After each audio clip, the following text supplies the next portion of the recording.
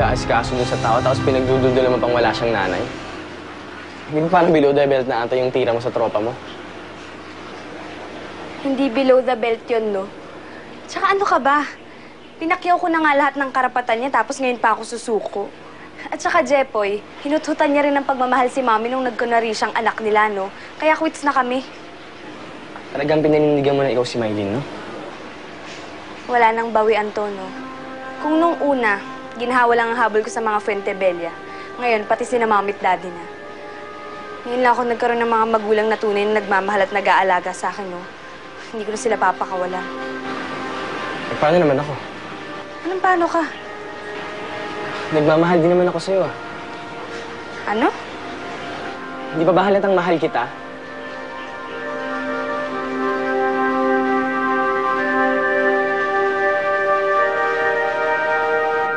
Pakilagay na lang dun sa desk ko sa office. Kukunin ko mamaya. Okay. Thank you. Excuse me, Ate Amara. Tatanong ko lang sana kung ano pa yung mga bibilin para sa Noche Buena. Si Manang, alam na niya ang lahat ng iluluto. Ate, ako kasi sana magluluto.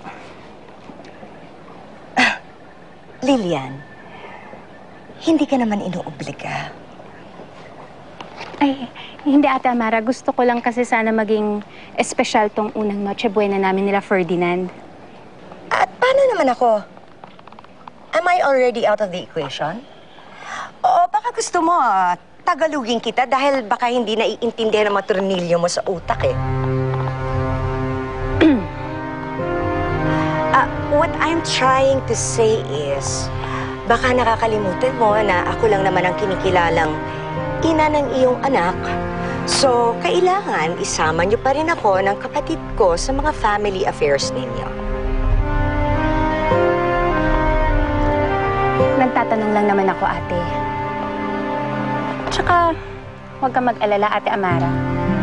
Kasali ka pa naman sa Noche Buena eh. Siguro, karapatan ko naman, di ba? Bilang asawa at ina. Kung gusto kong solohin ang pamilya ko. Nagmamagaling ka na ba, Lilian? Hindi, Ate. Gusto ko lang malaman mo na kaya ko nang ipaglaban ang pamilya ko ngayon.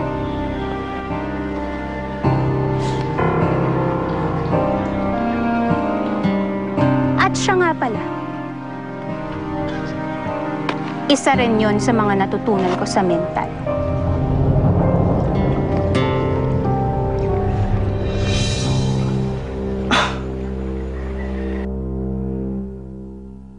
Pasensya ka na, Ferdinand, kung nasagot ko yung Ate Amara mo. Okay lang yun, Lilian. Mas mabuti nga yun para alam niya kung hanggang saan lang siya pwedeng manghimasok sa pamilya natin.